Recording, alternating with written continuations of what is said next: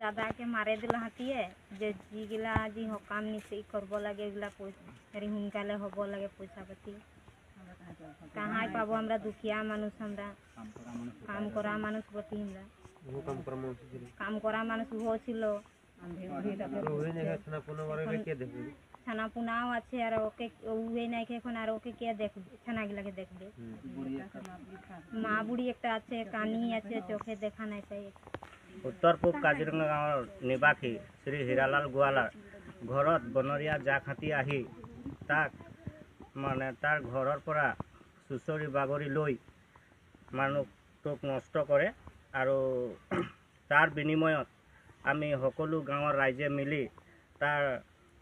माने मरार तो हकाम निकाমৰ কাৰণে जी प्रतिश्रुत विचारिছোঁ ताके प्रशासने আমাক অতি শীঘ্ৰে দিব বুলি অনুৰোধ কৰিছোঁ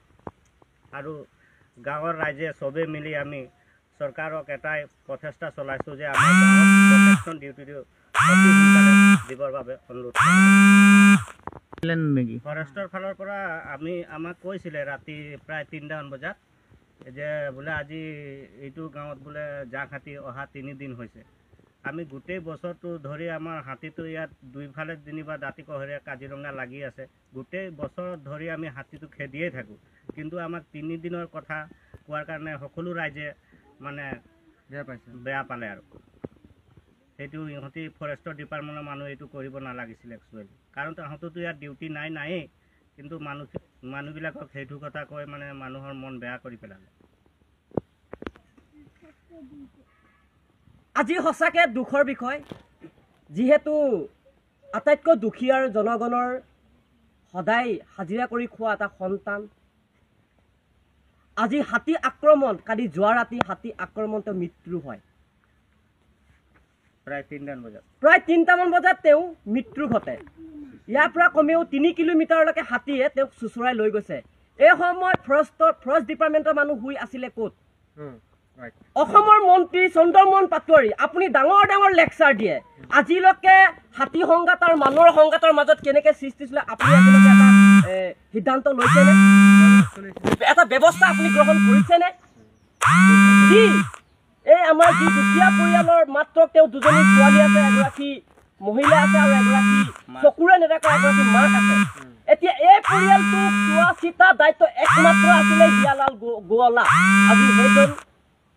সন্তানকে তেওঁ হাতী মৃত্যুৰ মুখত পৰে সেই গতিকে অসম চৰকাৰক অসমৰ মুখ্যমন্ত্ৰী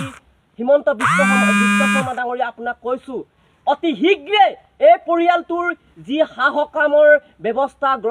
চৰকাৰে যি দিব লাগিব অতি সোনকালে দিবৰ বাবে বৃহত্তৰ কাজিৰঙাৰ ভূমি মানক অধিকাৰ ফালৰ পৰা আমি দাবী জনাইছোঁ আৰু আপোনালোকে মাত্ৰ 4 লাখ টকা দি পেলাই যে এই দুখীয়া পৰিয়ালটোক আপোনালোকে কেতিয়াও সন্মান দিম বুলি কেতিয়াও আপোনালোকে এইটো নাভাবিব যিহেতু অকল 4 লাখ টকা দিলে নহ'ব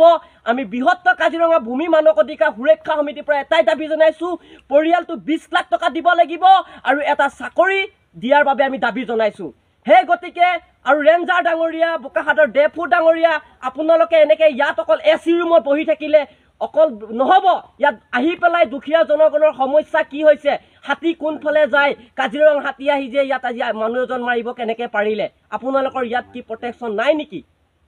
আপোনালোকৰ কি ইয়াত একো ব্যৱস্থা নাই নেকি আপোনালোকে অকল ডাঙৰ ডাঙৰ লেকচাৰ মাৰিব ডাঙৰ ডাঙৰ যিবিলাক দালালগিৰি আছে সেই দালালগিৰি ৰাজনীতিৰ ক্ষেত্ৰত আপোনালোকে পৰি পেলাই আজিলৈকে দুখীয়াৰ কোনো সমস্যালৈ আপোনালোকে দাঙি ধৰিব পৰা নাই